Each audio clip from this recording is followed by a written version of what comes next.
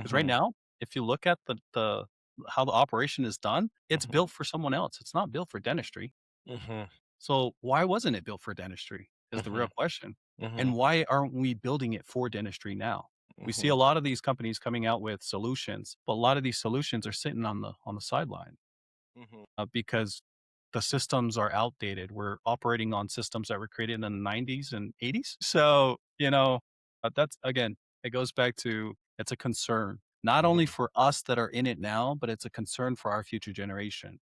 So if Absolutely. there's something that I can do to fix that, I'm going to do it. So, Yeah, I love it, man. What I love about dentistry, and since I graduated dental school, what I love about dentistry is not only, we always say, oh, the doctors are doing this, the doctors are doing that, but I love the people that are in the dental industry because individual like yourself are the one that really giving the dentist the opportunity to take their career to the next level. And I love that about the people that are in the industry, that they're doing things that they're passionate about. And I love that because you don't see that in other industry that people get into. Is like they have a passion but they don't really think about the things that, like you said, you're thinking about changing the direction of the path of how the future individuals are going or the doctors are going. So I love the passion behind your messaging, man. I think it's such an amazing thing. And from a dentist perspective, thanks for doing it because dentistry is definitely behind in everything. yeah.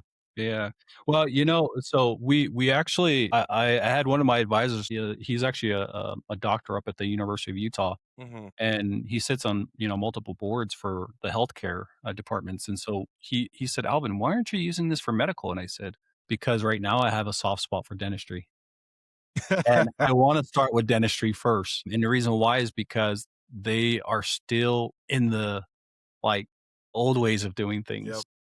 And I don't know if you probably interviewed a bunch of people, but I don't know if you've seen there's a lot of hype on AI, Hmm. right? Hmm. And A there a lot. lot of people are like, "Oh, yeah, AI this, AI that." Hmm. But then when it comes to the infant structure, AI cannot adapt. What I mean by that is we're using CPU like, models to Hmm. run, and AI doesn't work on CPU models. Hmm. They're Yep. playing on the sideline rather than inside the Yeah. games. Yeah.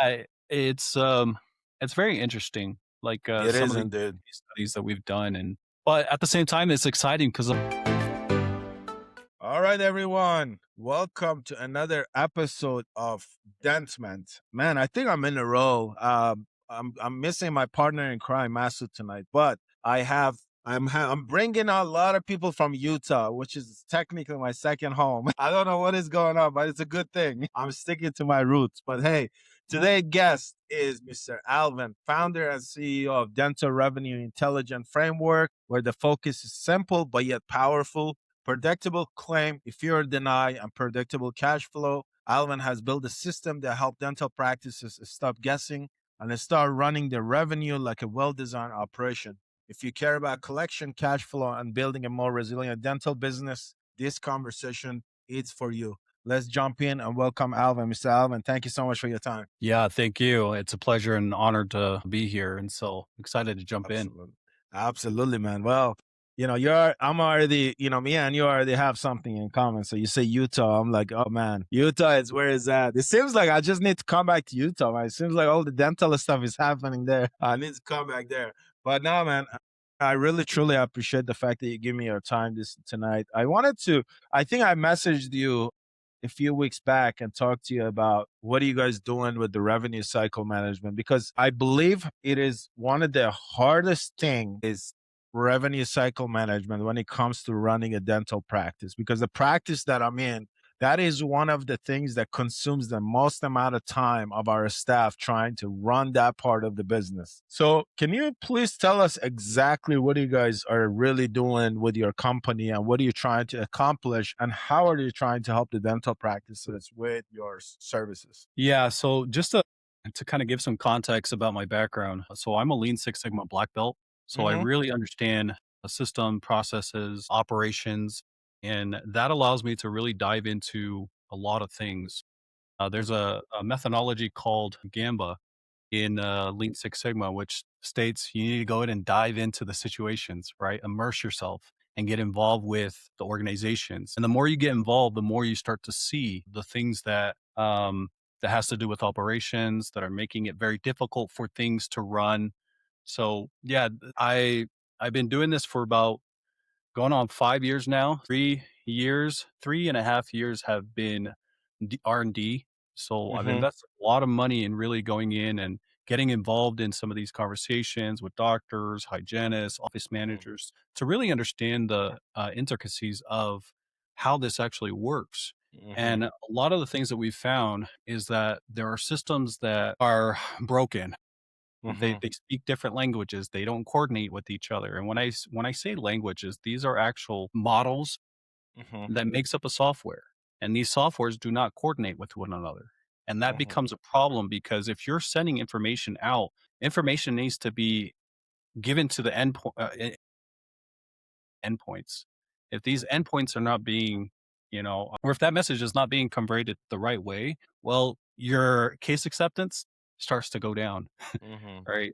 Your percentages start to go down. Bottom line starts to look a little iffy, and then your Mhm. profitability starts to take a dive. And Mhm. so, yeah, what we do for the dental offices and for DSOs is we're trying. Our vision is to bring transparency and clarity back to the Mhm. industry because there's a lot of that Mhm. that's missing right now. Mhm. And we're able to do that with some of our partnerships, Mhm. as well as some of the people that we've been able to collaborate with. Mhm. I won't name a few of them, but we have a total of 10 advisors that sit on the Mhm. board. All these guys are Mhm. all key opinion leaders in what they do. So we've taken that strategic approach to go to the source Mhm. of where a lot of these things are happening. And based off of our case studies and things that we've found, again, it's communication. And there's not there's a little bit of there's a lot of that that's happening right now or lack of Mhm. that not happening. And so our systems are taking it from your fee negotiations to your appointments to all the way to your actual billing cycle, Mhm. and they're really it's a very, very complex process, right? But Mhm. each and every one of these things are steps. A Mhm. process consists of steps. If those steps are not met, well, it's not a process. Sorry to break it. Mhm. And so that's No. what Dental Force is here to do. Yeah, no, I like that because that's like you said, systems, and that's a conversation that I have with the office that I'm in now. It's that when you don't have a system, it makes it super difficult to operate on any level because then you don't really know what's really going on from any perspective when it comes to running the business and making sure things are successful in all the direction. So how did you end up in the dental industry? Because from that to come into dental, I want to know that journey because that's an interesting thing. So my journey actually began with my mother-in-law. My mother-in-law has been in the industry for 43 years. Wow. And so she's seen pretty much everything that has to do with the back end and the front end of the offices. Okay. And she did it on a very high level for a DSO up in California. And she came to me and said, "Son, I know what you can do. Can you like look at something for me?" And I said, "Yeah, let's set up some time. Let's dive into it." Well, after diving into it, I think after 45 minutes of looking at what she had, I was at awe because I was like, "How are you measuring these things? Like, how are you like, where's the source of truth coming from?" And I was like, "Okay, well, let's dive a little bit deeper." And so I did, and then eventually I got hooked because I was like, "Oh my gosh, like this is crazy. The fact Mhm. that everything is all saturated, everything is scattered. There really isn't any systems or processes that are implemented that tells me that it's best practice. Like you could say you have best practice, but that best practice may only be for your office or only be for your DSO. But if we Mhm. look at it a whole within a whole, that's not best practice. Those are not Mhm. actual, you know, there really isn't truth to that because everybody adapts things differently. And there's different Mhm. dynamics of how offices operate. So Mhm. knowing that and knowing that our future generation are entering the market, that's a little worrisome, right? Mhm. And so that is our my ultimate vision is to be able to create an industry that gives our future generation a fighting chance. Because right Mhm. now, if you look at the how the operation is done, it's Mhm. built for someone else. It's not built for dentistry. Mhm. So why wasn't it built for dentistry is the real Mhm. question. And Mhm. why aren't we building it for dentistry now? We see Mhm. a lot of these companies coming out with solutions, but a lot of these solutions are sitting on the sideline Mhm. because the systems are outdated. We're operating on systems that were created in the 90s and 80s. So, that's again, it goes back to it's a concern. not only Mhm. for us that are in it now, but it's a concern for our future generation. So if Absolutely. there's something that I can do to fix that, I'm gonna do it. So Yeah, I love it, man. What I love about dentistry, and since I graduated dental school, what I love about dentistry is not only, we always say, oh, the doctors are doing this, the doctors are doing that, but I love the people that are in the dental industry because individual like yourself are the one that really giving the dentist the opportunity to take their career to the next level. And I love that about the people that are in the industry, that they're doing things that they're passionate about. And I love that because you don't see that in other industry that people get into. Is like they have a passion but they don't really think about the things that, like you said, you're thinking about changing the direction of the path of how the future individuals are going or the doctors are going. So I love the passion behind your messaging, man. I think it's such an amazing thing. And from a dentist perspective, thanks for doing it because dentistry is definitely behind in everything. yeah, yeah. Well, so we actually I had one of my advisors. He's actually a doctor up at the University of Utah, Hmm. and he sits on multiple boards for the healthcare departments. And so he said, Alvin, why aren't you using this for medical? And I said, because right now I have a soft spot for dentistry, and I want to start with dentistry first. And the reason why is because they are still in the like old ways of doing Yep. things. And I don't know if you probably interviewed a bunch of people, but I don't know if you've seen there's a lot of hype on AI, Hmm. right? Hmm. And A there a lot. lot of people are like, "Oh, yeah, AI this, AI that." Hmm. But then when it comes to the infant structure, AI cannot adapt. What I mean by that is we're using CPU models to Hmm. run, and AI doesn't work on CPU models. Hmm. They're Yep. playing on the sideline rather than inside the Yeah. games. Yeah. Yeah, it's very interesting, It some is of the indeed. studies that we've done, and but at the same time, it's exciting because 'cause I'm like, "Okay, let's do it," 'cause, the doctors, the Yeah. hygienists, all the specialists, and so, again, I'm in it for the future generation, to be honest That's with you. I awesome. wanna be able Yeah. to do that for them, That's awesome. but anyways, yeah. Yeah, I love that, man. So the question I have for you is that you brought up dentistry being so behind. I mean, as a dentist that is practicing dentistry, I mean, I've been out of school for like 3 years now. I'm not really sure what the dentistry but before was or what the dentistry was like even in the 90s or the 80s or whatever. I mean, I hear things from my patient, but I'm so amazed by why do you think dentistry is so behind when it comes to a lot of things? Because when I look at medical, even nursing medical, there is a lot of advantage that they have and there's a lot of technology that they're using. That even in dental, I'm like, they don't even think about this kind of things, but medical already has it. So why do you think dentistry has become so neglected with that kind of things? I think it all starts from from when it first started, right? We were all saturated, meaning everybody was running their mods and paw shops, right? And we never actually went under an umbrella that can really scale the organization compared to medical. Medical has been around for a long time, but you've had a lot of people come together, right, to really fix it. Compared to dentistry, it wasn't really a thing to think about, back in the days. But now in this day of age, we need to think of that because there's certain things that happens when you don't actually take care of your oral health. Like there's sicknesses, heart attacks, and all this stuff. And so I think it just started from the very beginning, and we just decided to just stay there. Yeah. But at the same time, we didn't actually upgrade any of our systems. Hmm.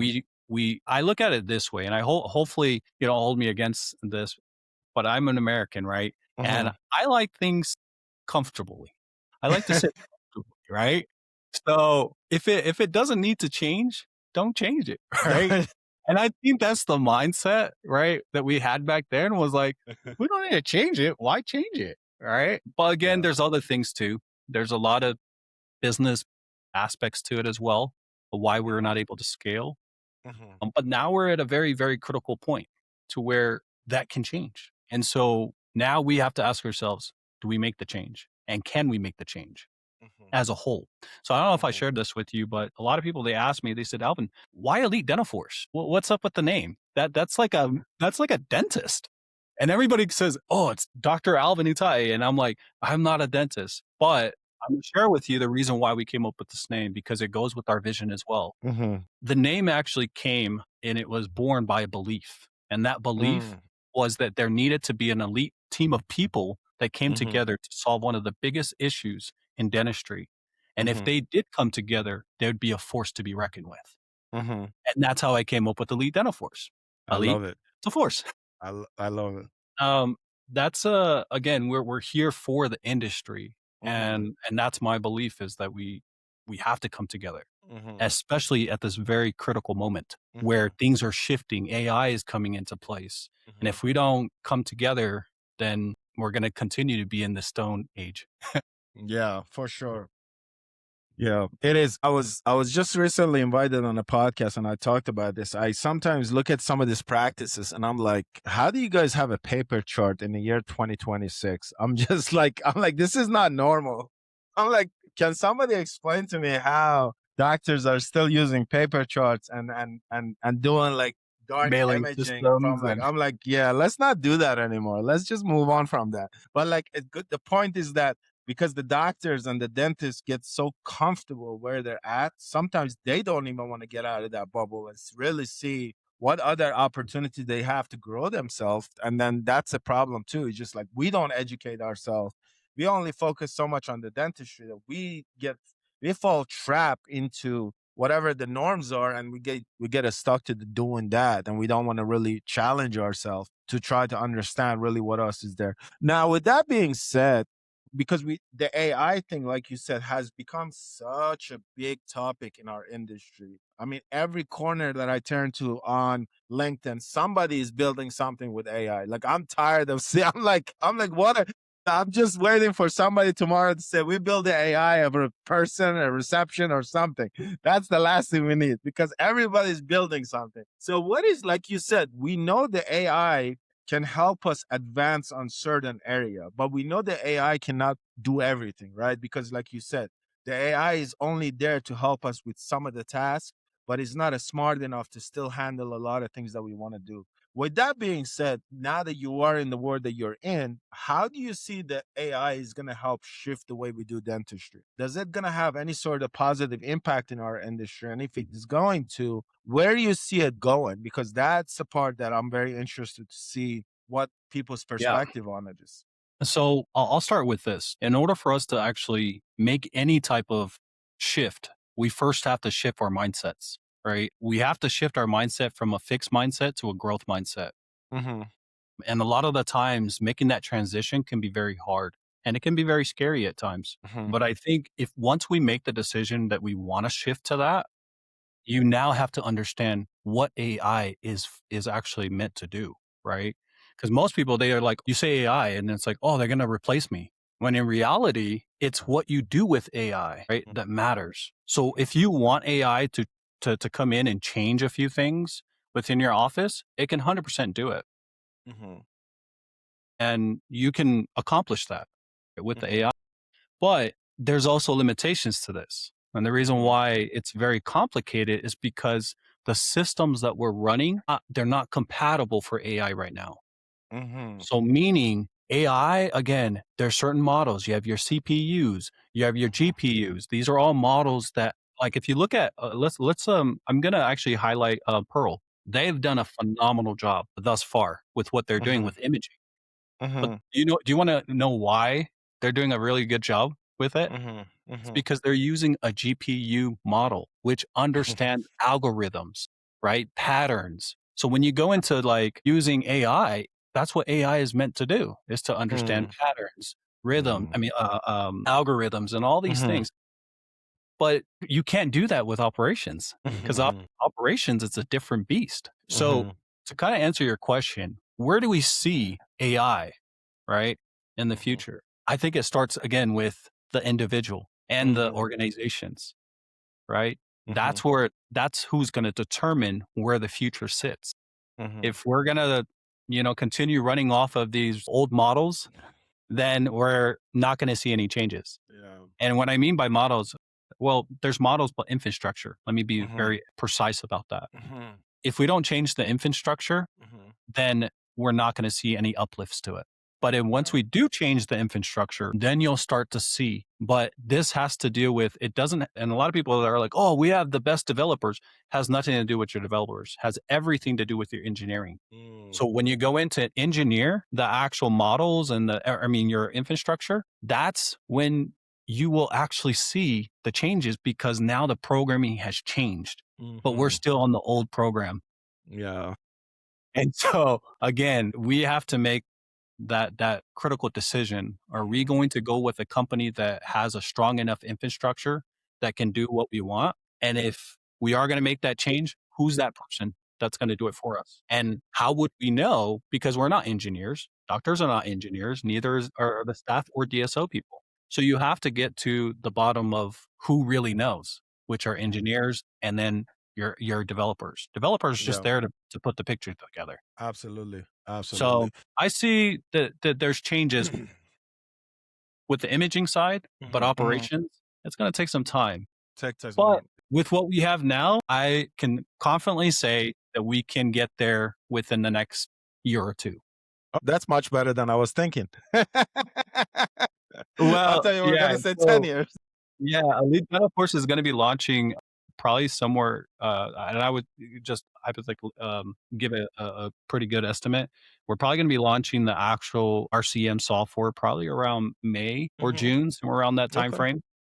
But I don't know if you've been following on, LinkedIn, we just launched the 5 it's never been done in dentistry. We just Mhm. launched 5 consulting agents that Okay. consult in case acceptance, your RCM, your insurance. These are all agents that really operates on a very, very high level. So if you look at some of the DSOs or practices that are hiring consultants to come in consult, Mhm. they will only Mhm. consult in 1 or 2 things. Mhm. But our agents does all 5. Mhm. So imagine having all 5 of these skill sets sitting in the nitty-gritty of what's Mhm. happening. And That's so awesome. it's gonna train, it's gonna create SOPs, it does all that for you. It will also tell you what the rules and regulations are for certain insurance companies, when they're Mhm. gonna actually be doing breakdowns or upgrades. It'll notify you about those things. So again, we're Can you tell excited about it. me yeah, Alvin, can you tell me where people can find that? Because I think that's so important. Yeah, so we just launched it last week. You'll Mhm. start seeing a lot of the stuff coming out, probably next week. Okay. Advertising and a lot of this other stuff. But you can reach out to, or I would just say look out for the advertising. Okay. Okay. And you can also find it on my LinkedIn. There are some stuff that's on there that you could Perfect. actually Yeah, I'll post tap those into. because yeah, because I think there was a it was not too long ago that me and my co-founder Masud, we were kind of joking about this and we were laughing about it. Not in a bad way, but I was saying as a dentist, I'm just tired of seeing everybody is consulting on dentistry. I'm just done with it. I don't want to see no more. I'm done. Like I Yeah. tapped out because I rarely sit in my office and the number of phone calls that we get, hey doc, like I'm like, I'm done with consultants, man. I don't want to hear no Well, but more. here's the thing though, right? A lot of the consultants, nothing against the consultants. I'm glad that they're at least giving some help there. Yeah. But you need to actually have that 24/7 in your Yes. office Yeah. and needs to live there. You can't just all of a sudden hire somebody and they come in and then they're gone. Because how am I supposed to get the answers? Yeah. Right? Or how That's am I supposed exactly. to actually move forward? Yeah. So it actually adapts to your environment, I these love that. agents. That's I love. So, and here's the other cool part, and I'm gonna give you a sneak peek. Okay. Yeah.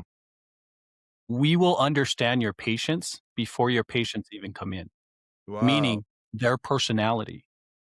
So when they come in, this has to do a lot with your case acceptance. I know how to Mm, actually close my patient because I know what type of persona or personality that they mhm, have. And so I mhm. will start matching my tone of voice, the wording that I'm using. So that way we can really cater to them and give 100% patient care to where they feel special because they should feel special, Yeah. especially with a brand new smile. Yeah. So that's a sneak peek. You could I probably do love a that, demo man. with me. No, for sure. Yeah, I love it, man. Because we were just talking about, like I said, we were talking about my car. I was like, why can't we just build something that just tell you stuff without having to like, hire anybody? Because like I literally the other day, I was like, I think I spent 13 hours. I felt like I was back in the school, but I was like, I'm wondering if I can just sit down and create SOPs for like every part of dental business. And I spent 13 hours and I rarely was on Chat GPT just giving it all these prompts, trying to like create. I think I created like 75 different SOPs. And then at the end of it, I was like, I could probably still going, but I'm just gonna stop because I don't know how useful this is gonna be. So here's the big difference between your ChatGPT and what we're doing. ChatGPT doesn't internalize the data. It does not go in and actually tell you and guide you on Mhm. like a certain CDT codes or give you recommendations, right? It will just pull from a broad general Broad. data set to where Yeah. it will start to hallucinate. It'll start to, Yeah. but with ours, it actually, and here's the cool part, there is no integration. So it's huge. You don't have to actually learn the system. It's just a little widget that sits on the bottom and you Mhm. use it and you cross reference. And you're like, okay, well, here's this. Like, give me an SOP about how we can be more productive with this. It will actually take all the knowledge that's already been implemented. I would say there's about like 50 years of dentistry that's within these agents. So Nah. take that, but at the same time, it's going to learn your patterns. It's going to learn your mindset to where when you open it up, it's going to say, "Good morning, Alvin. How's your day today? What are we executing today?" Type of thing, right? So, Yeah. but again, you have to have these things in real time. Yeah. And that's the where we're missing it. You're Mhm. having programs that are programmed Mhm. to tell you what to do and how to do it compared to this has actual common sense. It gives you, Mhm. says, you know what, this is actually the office manager's, jurisdiction. Check with your office manager before we continue, that type of Mm. stuff. Wow. So it's on a very, very high level. I love it. The platform that we used to do that is a platform that actually collaborates with big organizations like T-Mobile. They're the ones Mhm. that are cleaning the data, internalizing the data. So we partnered with Ranch AI, which shout Mhm. out to Ranch AI. They're the ones that are bringing the source of truth to Mhm. where you are getting it from the ADA, you're getting it from the manuals, you're getting it from the portals, and then you're just continue, to grow. So as your practice is growing, so is the knowledge of the AI.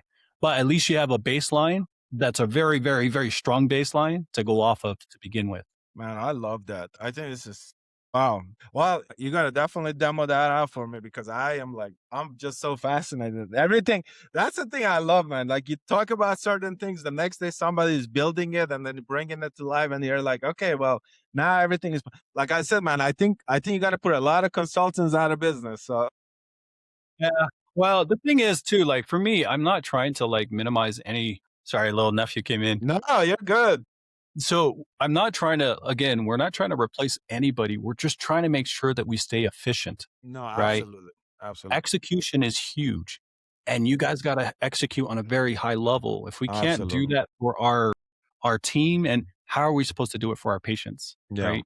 So that's No, why I I have a love passion that. for the product Yeah. side or production side. Yeah. No, I love that. And that's something, yeah, that's something also like when we start talking about building DentMan, that was one of the things too when I started the development of it 2 years ago. I said, we got to be able to do better for the doctors. I want to meet the doctors where they're at because as a dentist, we don't have time. We don't, that's the reality of it. We have to be chair side to be able to operate at that high level, to be able to feed our business, our team, everything else. So if you have to take time and go to these courses and do all these things and learn about all these things, like where is the business going to happen, right? The business is going to suffer. So that's what I love. The fact that you guys are bringing that live to the dentist and they're able to get the knowledge that they need right where they're at. That's such a powerful tool. I believe that is going to change the landscape of how we do dentistry. So, man, Yeah. I appreciate the passion. I think it's such a important thing. I can't wait to see what's going to offer to our industry. Alan, the final question I have for you is Yeah. where do you see dentistry going in the next 3 to 5 years? Do you believe that the younger doctors that are graduating dental school, they're going to go into more of business ownership because of the data that is available, the resources that are available? And do you believe that the doctors are essentially the dentists are more educated, I feel like, because of everything that is around us? So how do you see that play out in the next 3 to 5 years with the newer generation of dentists that are coming out? So we learn from the past, right? Mm-hmm. And the past normally sets up what the future is. Mm-hmm. And so with understanding what the past has given, I think for the most part, we're gonna push them to that. We're Mm, pushing the younger generation to it, right? Because they come in and they experience it and they're like, heck no. I went to school for this, right? And then it's like, no, there's got to be a different option. So the system in itself is broken. mhm, And so it's pushing these younger generation to mhm, find better solution because all the younger generation are very innovative, mhm, right? They're trying to figure out how they can do it better, save time. There are three elements in this world that makes it valuable for us. That's time, money, and energy. And so if we're able to like find balance in all three of those, then we're doing something right. But as of right now, we don't. We don't have balance in it. There's no structure, there's no stability to it because again, we don't have the right process and systems that governs what truth is. mhm, Until that is put into place, it's going to be hard, right? mhm. For us to get it to where everybody's like, okay, no, this is good. This is very good. But right Mhm, now it's like, no, this is bad. Like, let's find different solutions. Like, let's move to this company. Let's move to this company. Now you're doing the shopping game, mhm. right? And you're just hoping for the best. But here's my actual professional opinion when it comes to it. Right now, you guys are moving, you guys are the pieces to the chessboard. You need to own the chessboard in order for you to own the game, right? Yeah, So we can't continue to be these pawns or these bishops and these kings. We need to be the person that sets the tone yeah, to actually move the industry forward. But we yeah. have to make those very critical pivots in order for us to do it on the high level. So where the industry sits, I feel like there is momentum that's happening. So I think we'll get there. We'll But get is it going to get there 2, 3 years? No, no. but again, once we fix the system, then you'll see everything else will actually start to come to place. Full circle. But again, if the system is broken, Mhm. we're going to continue to run in circles. Yes. Oh man, this is like the best closing moment right here because we talk a lot about dentistry system. Everybody talk about system. So if you have a broken system, you're never going to grow, you're not going to go anywhere. Doesn't matter how good of a clinical person you are, it doesn't matter what type of personality you How have, passionate you are. how Right. passionate you are, exactly. And if you don't have those things, unfortunately, the growth will never happen. Man, Mr. Alvin, I really enjoy our conversation, man. I'm glad that we got to meet. I hope that we're able to collaborate together, do more stuff for our industry because this is what this is about. I truly enjoy our conversation, man. Thank you so much for giving me your time. I really, really appreciate it, man. Thank you so much. Likewise. Yeah, it's been an Yes, honor. sir. I appreciate it. Absolutely. Thank you so much.